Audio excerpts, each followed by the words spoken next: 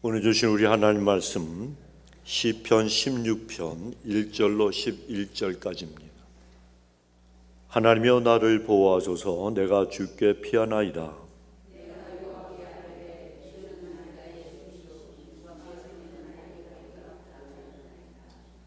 땅에 있는 성도는 존귀한 자니 나의 모든 즐거움이 저희에게 있도다.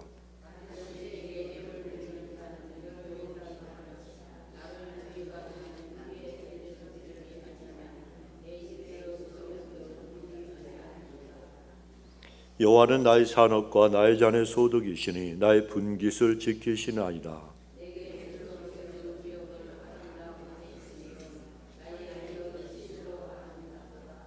나를 훈계하신 여호와를 송축할지라. 밤마다 내 심장이 나를 교훈하도다.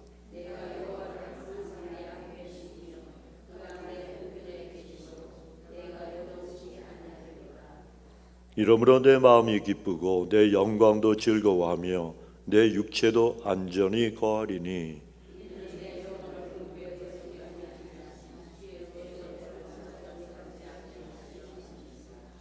함께 읽습니다. 주께서 생명의 길로 내게 보이시리니 주의 앞에는 기쁨이 충만하고 주의 우편에는 영원한 즐거움이 있나이다. 아멘. 자, 우리 하나님 어떠하신 분인가? 오른손을 높이 드시고 우리 믿음으로 선포합시다. 시작. 하나님은 엘샤다이 하나님, 전능하신 하나님, 문제보다 크신 하나님, 대적보다 크신 하나님, 하나님은 모든 것을 하실 수 있습니다. 아멘. 여러분, 문제가 있고 어려움이 있고 그리고 고단한 일이 생길 때 항상 이 말씀을 기억하시고, 문제보다 크신 하나님, 대적보다 크신 하나님, 하나님은 모든 것을 하실 수 있습니다. 누구를 위해서? 나를 위해서, 사랑하는 자녀를 위해서 하나님은 기적을 베풀어 주실 수 있고 또한 베풀어 주시는 분이신 걸 믿고 주님만 의지하시면 됩니다. 자, 여러분, 오래전 18세기, 아주 오래됐죠. 그때에 런던의 주일 아침이 되었는데 그때 길을 따라 걷던 로빈슨이라고 하는 사람이 있었습니다. 주일 아침이 되니까 교회에서 종소리가 땡땡땡 런던 시내를 갖다가 울려 퍼졌어요.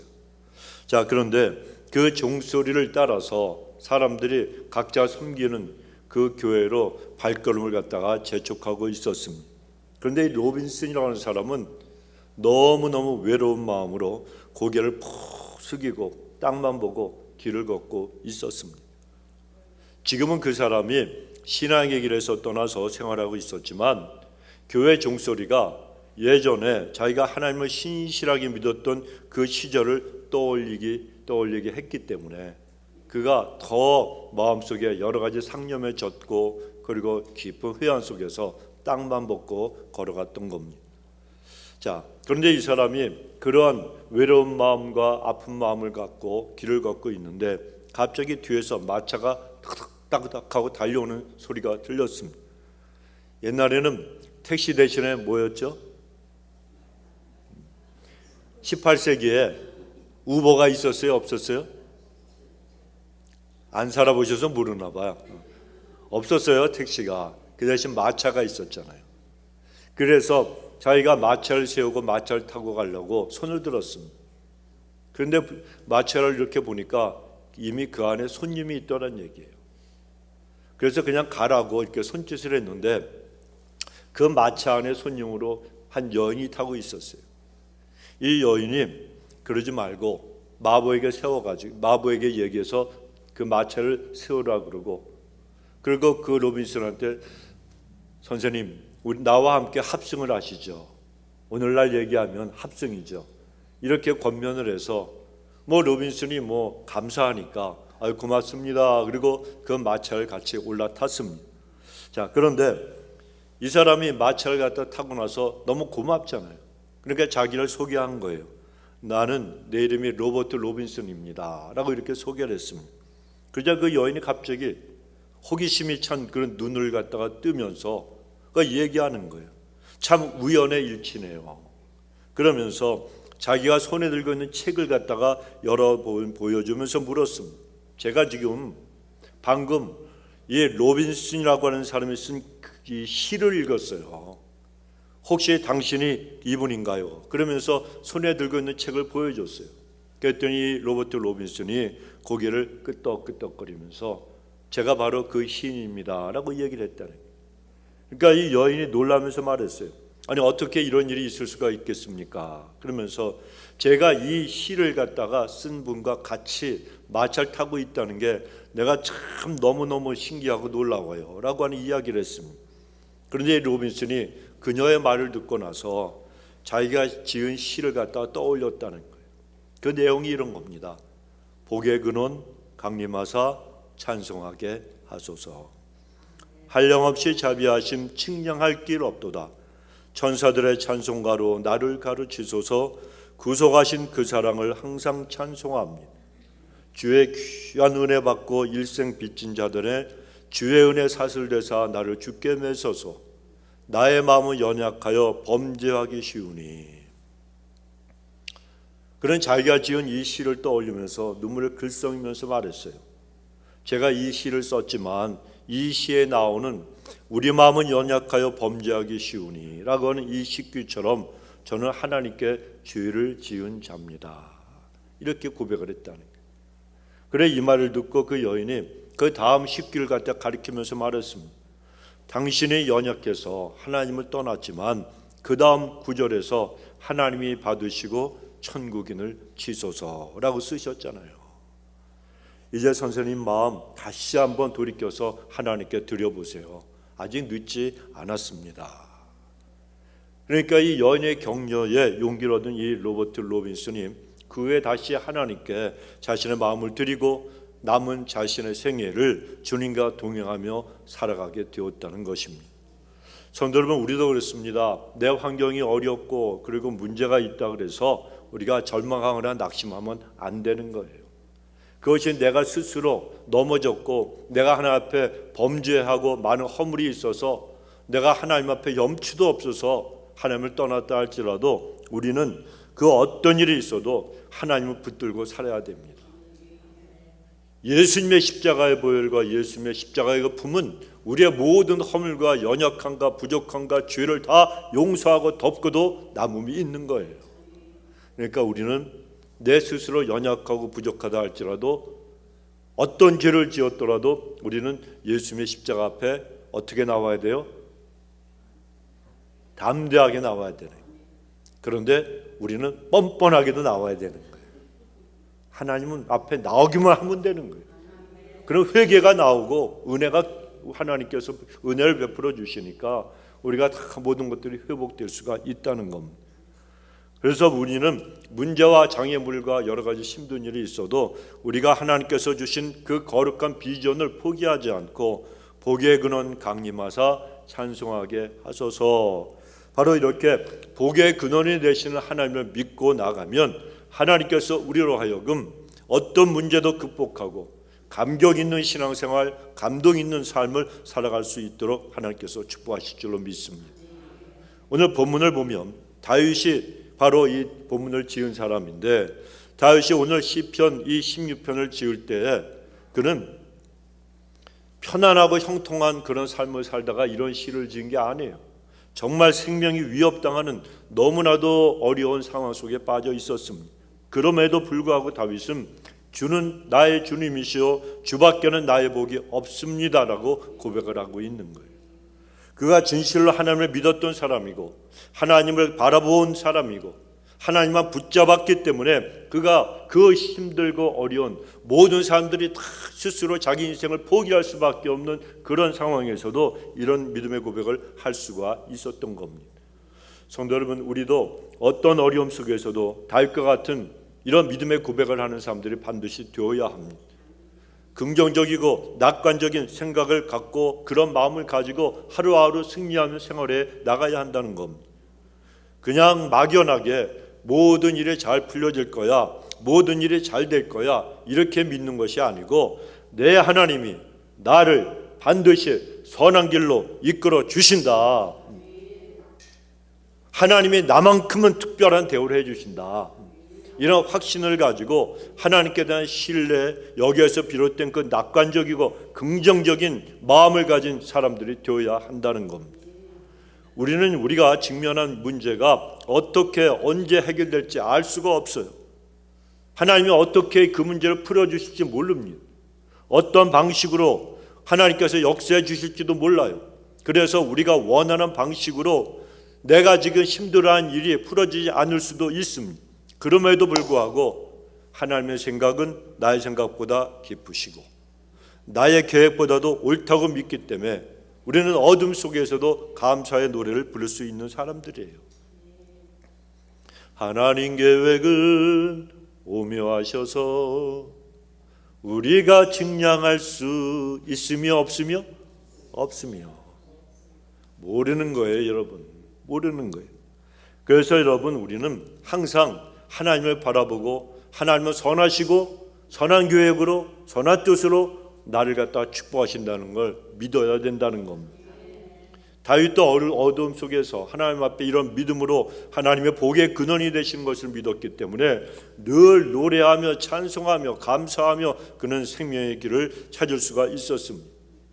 오늘 본문의 2절 마지막 부분에 보면 다윗이 주밖에는 나의 복이 없나이다 이렇게 고백을 하고 있습니다. 주님밖에는 우리의 복이 없다는 겁니다. 여러분, 신앙의 길에서 이런 고백을 갖다 할 수 있는 사람, 이런 고백을 날마다 하며 살아갈 수 있는 사람은 하나님을 늘 앞에 모시고 생활하는 그런 사람입니다. 그런 사람은 삶이 아무리 어려워도요, 누가 나를 찌르고 시험이 오고 시련이 와도 그 인생이 절대로 흔들리지 않는 거예요. 우리 성도님들도 주밖에 나의 복이 없나이다 늘 고백하는 분들이 되시길 바랍니다. 다윗은 절망과 고통 가운데서도 하나님만이 나의 복의 근원이 되십니다, 이 확신으로 가득 차 있었습니다. 그런 굳센 믿음으로 비관하지 않고 낙관적인 긍정적인 태도를 가지고 끝까지 달려갔던 믿음의 사람이었습니다. 이처럼 다윗이 하나님만이 나의 복이 되십니다, 하나님이 복의 근원이 되십니다 확신할 수 있었던 이유가 있습니다. 첫째는 그가 하나님만이 나의 주님이십니다 이 사실을 믿었기 때문이에요. 물질과 내 머릿속에 들어있는 지식과 내 능력과 내 백그라운드와 내가 줄잡고 있는 어떤 권세자가 나의 주님이 아니라 오직 하나님 한 분만이 나의 주님이시다라고 믿었다는 겁니다. 본문 2절에 보면 내가 여호와께 아뢰되 주는 나의 주시오니 주밖에는 나의 복이 없나이다 하였나이다 고백합니다. 여기서 나의 주 아도나이라고 하는 말입니다. 이거는 종을 부리는 주인이라고 하는 그런 뜻을 갖다가 갖고 있습니다. 그러니까 이 다윗이 지금 뭐라고 고백하는 겁니까? 나는 주인님, 하나님이 나의 주인님이시고 나는 당신의 종입니다 이렇게 고백을 한 거예요. 그런데 이 당시에는 여호와 하나님도 섬기고 우상도 섬기는 혼합주의자들이 굉장히 많이 있었습니다. 오늘 본문의 4절에 보면 다윗이 다른 신에게 예물을 드리는 자는 괴로움이 더할 것이라 나는 저희가 드리는 피의 전제를 드리지 아니하며 내 입술로 그 이름도 부르지 아니하리로다라고 고백합니다. 이 다윗도 주변에 우상을 섬기는 혼합주의자들이 얼마나 많이 있었겠습니까? 이 사람들이 다윗이 왕이요 그리고 정말 많은 사람들이 따르는 사람이니까 다윗을 갖다 무너뜨리려고 수없이 많은 유혹을 했을 것입니다. 하지만 그렇게 많은 유혹과 미혹이 있어도 다윗은 다른 우상신들로 자기의 인생의 주인이 되지 않겠다고 고백하면서 그 증거로 나는 다른 신에게 어떤 제물도 드리지 아니할 것이며 입술로 그들을 주인으로 부르지도 않겠다고 고백을 한 겁니다. 왜 그렇습니까? 살아계신 여호와 하나님만이 자기 인생에 참되고 유일하신 주인이시기 때문에 그런 거예요. 하나님만이 자신의 주인이 되신 것을 확신한 이 다윗은 모든 복도 모든 축복과 은혜도 여호와 하나님께로부터 말미암는다 굳게 믿었던 겁니다. 성도 여러분, 지금 우리가 누리고 있고 내 손에 있는 것들이라고 다 내 것이 아니에요. 모든 것이 다 하나님의 것입니다. 내 것이라고 생각하면 그것들이 없어질 때 우리는 불행하다고 생각하지만 그러나 모든 것들이 하나님의 것이라고 생각하면 무엇이 있고 없고 때문에 불행해지거나 또는 행복해지지 않는 거예요. 우리는 오직 주님 한 분 때문에 행복한 삶을 살 수 있다고 우리가 믿어야 합니다. 그러므로 우리는 우리의 생명과 시간과 물질과 내 모든 재능과 직분, 이 모든 것들의 주인은 내가 아닌 하나님이심을 늘 고백하며 살아가야 되는 겁니다. 하나님과 동행하고 하나님과 함께 인생을 걸어가는 사람은 행복하고 하나님이 그 인생을 책임져 주시기 때문에 잠시 동안의 고난과 어려움이 있어도 하나님이 때가 되면 다 풀어주시고 하나님의 역사를 갖다 체험할 수 있도록 만들어 주신다는 거예요. 1903년, 오늘은 좀 옛날 사람들 얘기를 좀 많이 해야 되겠어요. 1903년에 단돈 65달러, 그러니까 요즘 시세로 하면 그래도 굉장히 돈이 있는 그런 자본을 가지고 치즈 장사를 시작했던 제임스 크래프트라는 사람이 있었습니다. 처음 사업을 시작했지만 경험도 없죠. 여러 가지 그 경영하는 능력도, 영업 능력도 부족했습니다. 당연히 실패하고 말했습니다. 완전히 망해버린 거예요. 그래서 이 사람이 하나 남은, 그때도 우버 택시가 있었어요? 아니면 테슬라가 있었어요? 없었죠. 그러니까 조금 있다고 하는 사람들은 말을 타고 다녔어요. 이 말을 타고 이 사람이, 그 이름이 패디라고 하는 말이에요. 패디라고 하는 자신의 말을 타고서 시카고로 이제 사업이 다 망해서 집으로 돌아오는데, 그가 답답한 마음에 자기가 타고 있던 말에게 물어봤습니다. 옛날 말들은 사람 말도 알아들었대요. 터벅 그냥 힘도 없고 맥도 없고 그러면서 그 패디라는 말을 타고서 가다가, 야 패디야, 이제 내 인생의 모든 것이 다 끝났다. 그런데 도대체 왜 내 사업이 이렇게 망해야 되느냐? 그것도 쫄딱 망했는데 문제가 뭐냐? 아니 패디가 알아요? 몰라요? 모르죠. 답답하니까 넋두리를 이 패디한테 한 거예요. 자, 그런데 갑자기 마음속에서 신비한 음성이 들려왔다는 거예요. 다른 음성이 아니라, 문제는 내 마음속에 하나님이 없는 것이 문제다. 자기도 모르게 그 음성이 들려온 거예요, 마음속에서. 패디가 얘기했겠습니까? 하나님이 말씀하셨겠습니까? 패디가 아니죠. 여호와 하나님이, 성령님께서 음성을 들려주신 거예요. 그래서 그 음성을 듣고, 아 그래, 하나님이 날 버리지 아니하셨구나. 그래, 다시 한번 시작해보자. 그러나 이번에는 하나님 중심으로 모든 걸 한번 경영해보자, 이런 생각과 마음을 품고 사업을 다시 시작하기 했다는 거예요. 자신의 치즈 사업이 망한 원인이 하나님이 사업의 주인이 되시지 못했기 때문이라는 것을 깨닫고, 그때부터 모든 것을 하나님 중심으로 다시 시작을 한 겁니다.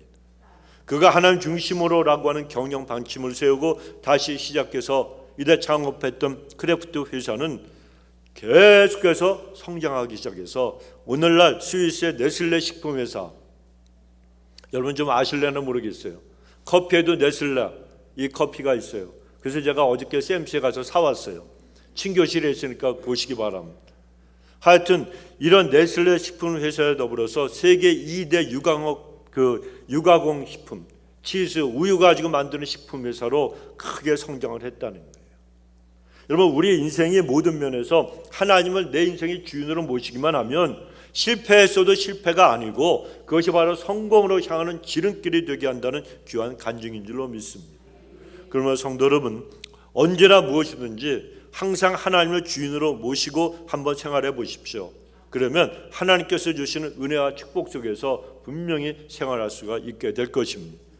두 번째로, 다윗이 하나님만이 내 인생의 복의 근원이 되신다, 이것을 확신한 이유는 하나님이 자기를 훈계하시고 깨우쳐 주시고 교훈하신다는 사실을 믿었기 때문이에요. 본문 7절에 보면, 나를 훈계하신 여호와를 송축할지라 밤마다 내 심장이 나를 교훈하도다. 이 다윗이 고백을 합니다. 여기서 훈계라고 하는 말은 하나님의 그 역사하시는 내적인 인도하심을 갖다가 뜻하는 거예요. 하나님의 내적인 인도하심은 성령님께서 우리에게 빛을 비춰주시고 깨닫게 해주셔야 알 수 있는 일이라는 겁니다. 다윗도 하나님의 훈계와 그리고 성령님의 조명이 아니었으면 하나님이 주시는 이 복을 갖다 절대로 누릴 수가 없었을 것입니다. 그런데 하나님이 어디에 교훈하신다고 말씀하십니까? 내 심장이 나를 교훈하도다. 심장에다가 교훈한대요. 이 심장은 곧 양심을 가리키는 건데 히브리어로 킬리아라고 하는 말입니다. 이 말은 영혼의 내적인 활동이 끊임없이 이루어지는 장소라는 거예요. 그렇기 때문에 이 본문에서 이 다윗은 자신이 하나님께서 계속해서 끊임없이 바른 길로 자기를 인도해 주신다. 바로 내가 하나님의 그 음성을 듣고 하나님과 교통하고 교제하면서 영적인 깨우침을 끊임없이 받고 있다고 이렇게 고백을 한 거예요. 그런데 하나님께서 우리 인생을 훈계하시는 목적은 다른 게 아닙니다. 하나님의 뜻대로 살아가도록 하시기 위해서인 거예요. 제가 며칠 전에도 잠깐 말씀드렸지만 제가 평생 잊지 못하는 간증이 있어요. 여러 번 말씀드렸어요. 근데 또다시 제가 깨닫는 게 있어서 잠깐 말씀을 드리고 싶어요. 뭔가 하면 제가 하와이에서 8년을 있었잖아요. 거기서 장가도 가고 와이프도 없고 그리고 이제 LA로 또 공부하러 떠나려고 그러는데 교회에서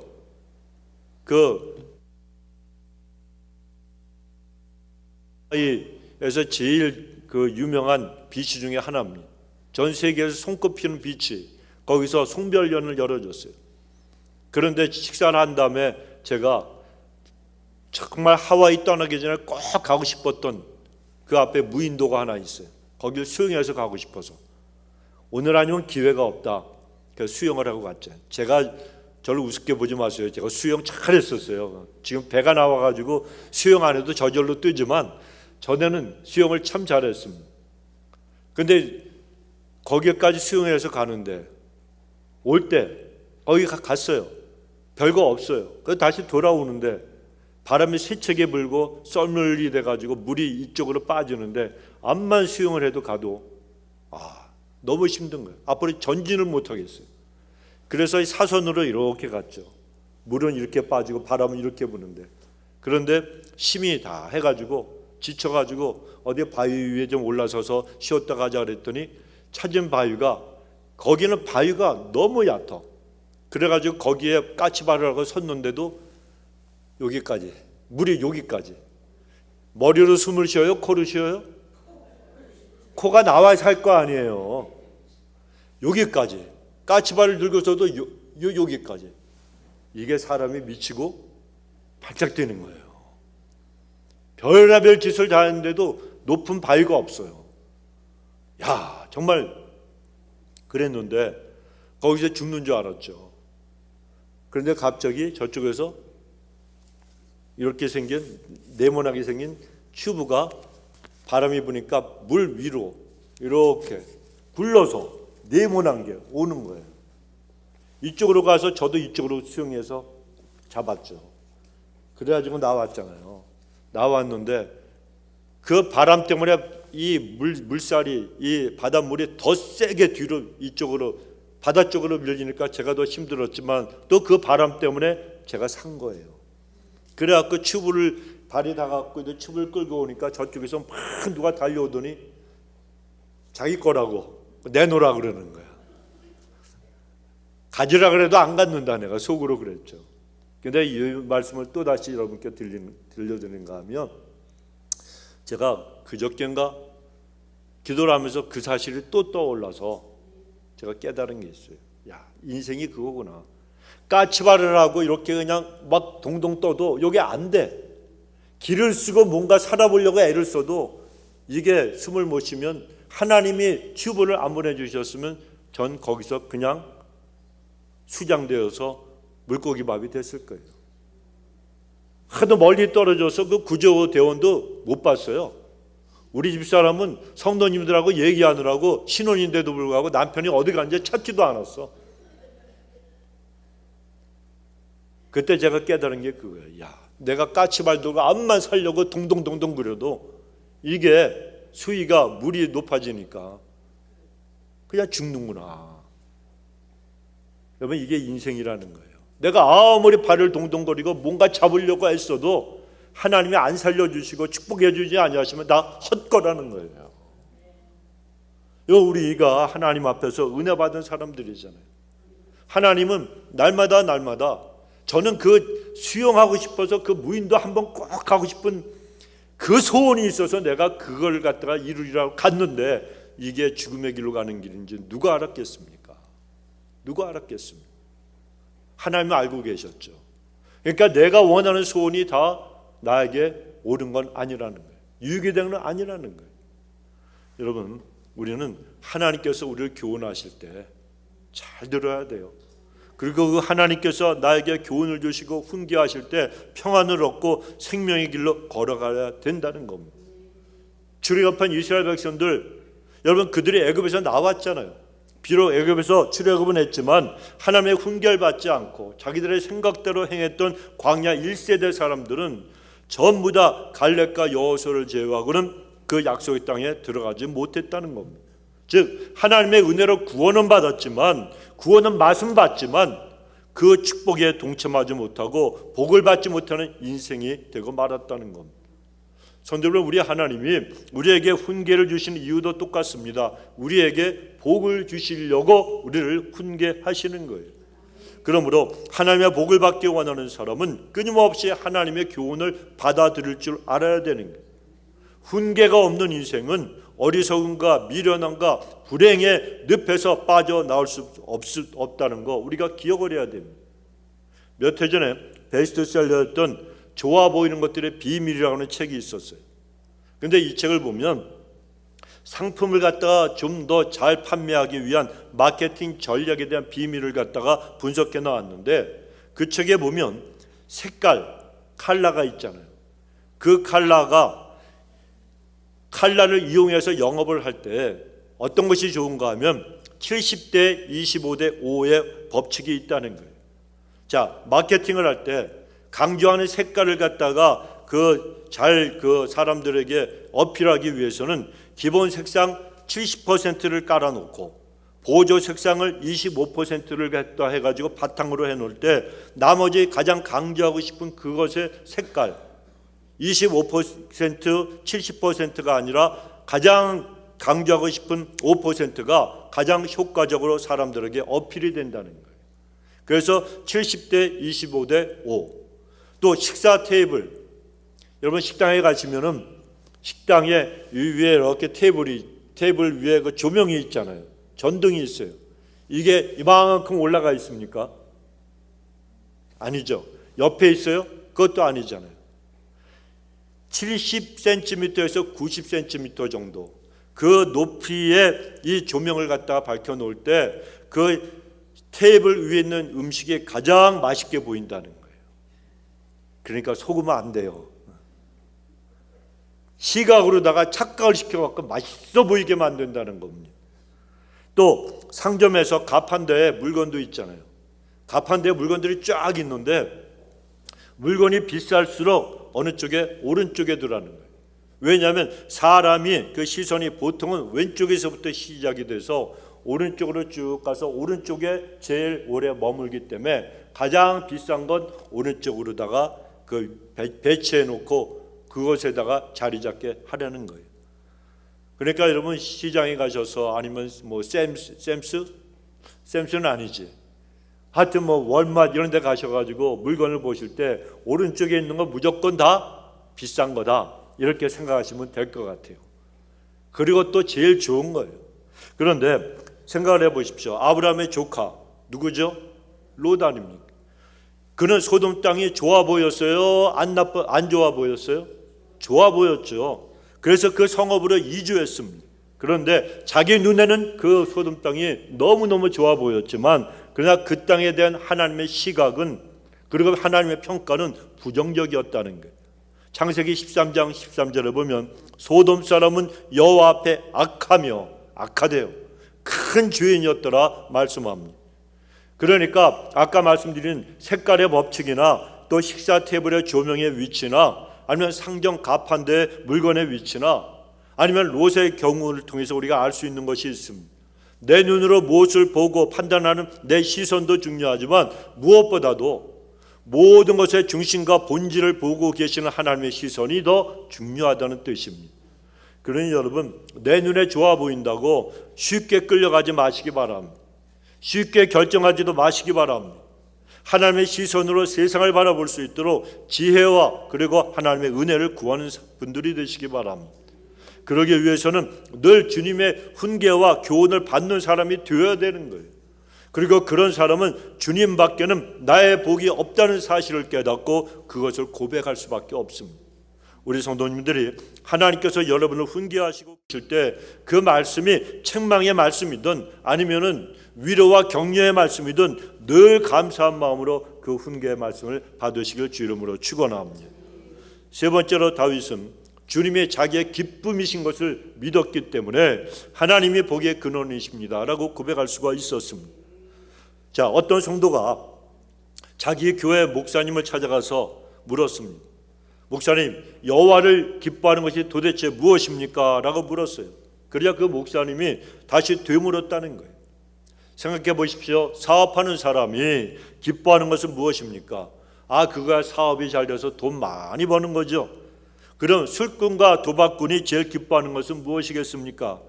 그거야 잔뜩 술 마시고 어디에 가는 거? 도박장에 가는 거죠. 그렇다면 왜 사업하는 사람이 돈 버는 걸 기뻐하고 왜 술꾼이 술을 마시면서 정말 도박장 가는 거 그렇게 좋아하겠습니까?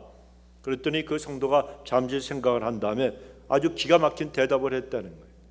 사업가가 돈 버는 것을 기뻐하고 술꾼이 술 마시는 걸 기뻐하는 것은 그것이 그들에게 삶의 전부이기 때문이 아니겠습니까? 맞는 말이잖아요. 그래서 목사님이 맞는다고, 옳은 말이라고. 성도가 여호와 하나님을 기뻐하는 이유도 마찬가지입니다.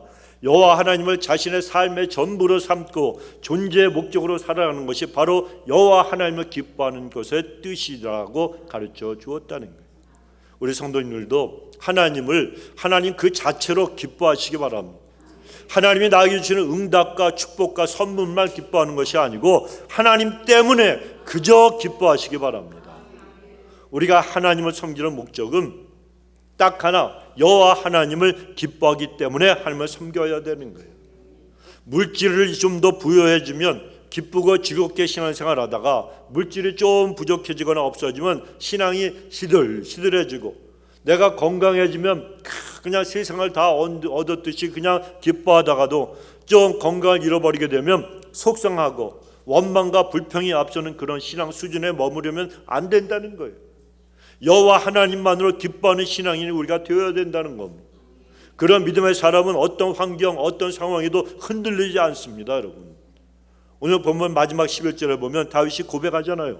주께서 생명의 길을 내게 보이시리니 주의 앞에는 기쁨이 충만하고 주의 우편에는 영원한 즐거움이 있나이다. 영원한 즐거움이 있나이다. 여기서 생명의 길은 영원한 그 생명으로 나가는 길을 갖다가 의미하는 겁니다. 영원한 생명의 길이 여러분 어디로 향하고 있습니까? 주님 계시는 천국이잖아요. 천국이잖아요. 우리 주님 계시는 천국은 큰 기쁨과 즐거움이 충만한 그런 곳입니다. 천국의 기쁨과 즐거움은 이 세상에서 잠깐 맛보는 그런 기쁨과 즐거움이 아니라 영원한 기쁨과 즐거움이에요. 그 기쁨과 즐거움은 주님이 주시는 것이라는 거예요. 다윗은 영원한 생명 그리고 기쁨, 즐거움을 주시는 하나님 자체를 기뻐하고 즐거워했습니다. 기뻐했습니다.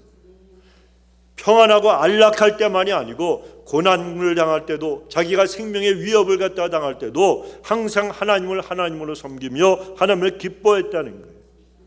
인생이 여러분 하나님으로 섬기고 하나님만으로 기뻐할 수 있다는 것 자체가 큰 축복이고 아름다운 믿음이에요.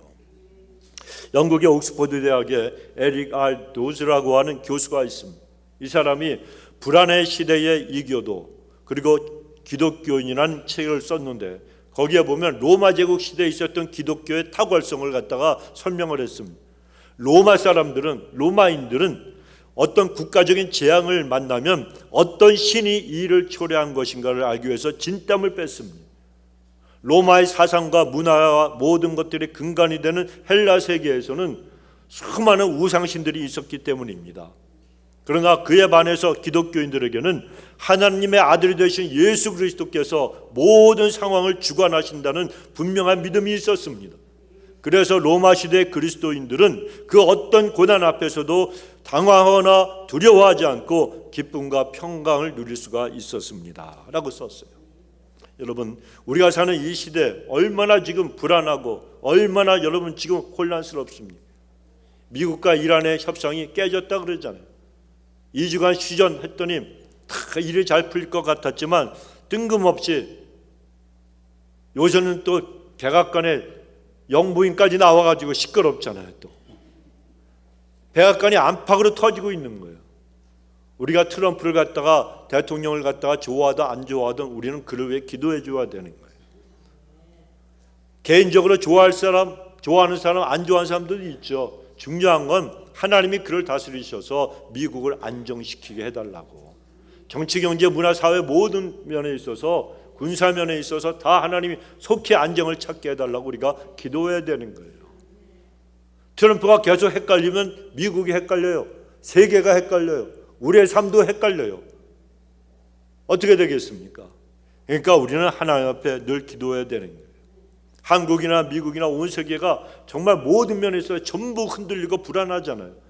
그러나 에덴 동산에서 아담의 그 범죄 다음 그 이후에 모든 인간의 미래는 늘 그랬습니다. 늘 불안전했고 그리고 불안해 왔습니다. 하지만 인류 모든 역사와 각 사람 한 사람의 인생과 모든 상황을 주관하시는 분이 살아계신 하나님이라는 사실을 갖다가 확고하게 믿는 믿음의 사람들은 이럴수록 더욱더 하나님을 의지하고 놀랍고 위대하신 하나님, 전능하신 하나님이 나의 아버지가 되신다는 이 사실 하나만으로 하나님을 기뻐하고 하나님 한 분만으로 만족하며 살아갈 수가 있는 거예요. 예전에 한국의 산골의 어느 마을에 그런 노인분이 한 분 계셨습니다. 이분은 산에서 나무를 해서 장에 갖다가 팔아서 하루하루 근근히 살아가는 그런 노인이었습니다. 그러나 생활은 굉장히 궁핍하고 가난했어도 믿음이 얼마나 좋은지 입술에서 찬송이 떠나는 날이 없었습니다. 그리고 산에서 나무를 해가지고 내려올 때 언제나 시장으로 가려면 교회 앞을 지나가야 되는데 교회 앞에 나무찜을 세워놓고 들어가서 몇 시간이고 기도를 드린 다음 기쁜 얼굴로 나오곤 했다는 겁니다. 날마다 그 모습을 지켜보던 목사님이 하루는 물었습니다. 무슨 소원이 그렇게 많으셔서 늘 기도를 이렇게 하십니까? 그자 그 노인이 대답하기를, 아니에요 목사님, 저는 특별히 무엇을 달라고 하나님 앞에 기도한 것이 아닙니다. 나는 그렇게 필요한 것들이 그렇게 많지도 않고 필요한 것도 별로 없습니다. 다만 하나님의 성전에 나와서 하나님의 얼굴을 바라보는 것이 너무 좋아서 나는 하나님만 가만히 찬송하며 바라보고 있을 뿐입니다. 그러면 목사님 그거 아세요? 하나님께서도 저를 가만히 웃으며 내려다 보십니다. 이렇게 하나님과 마주보는 것이 저의 인생의 유일한 행복입니다.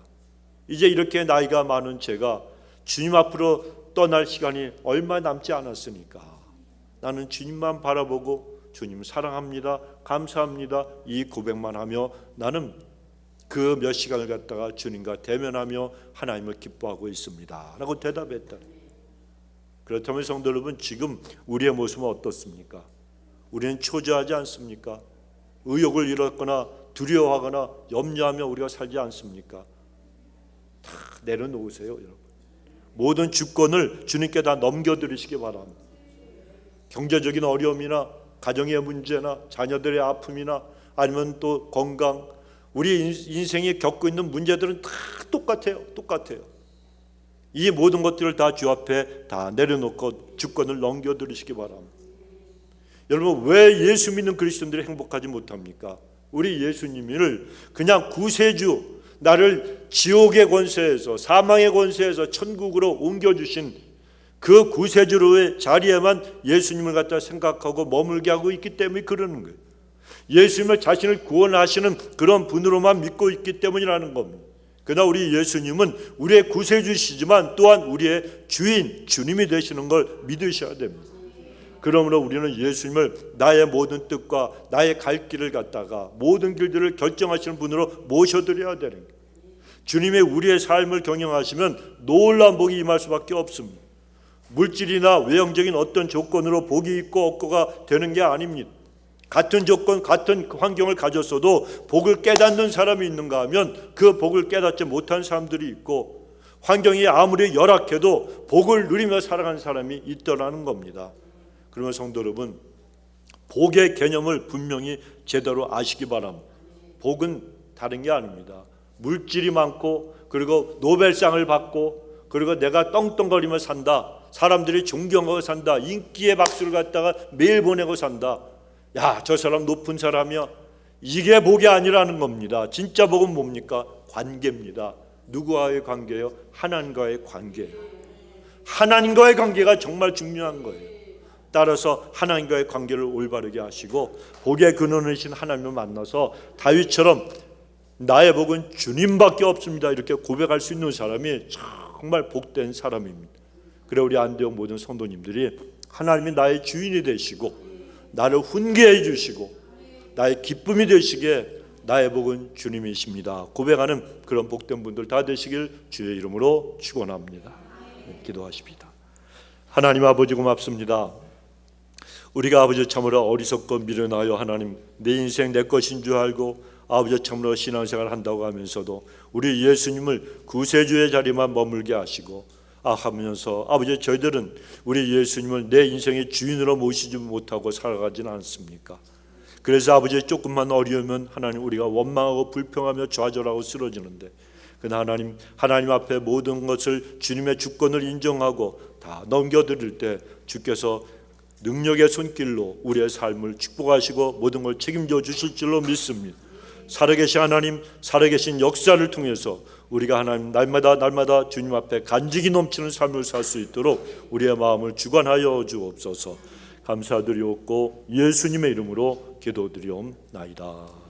아멘.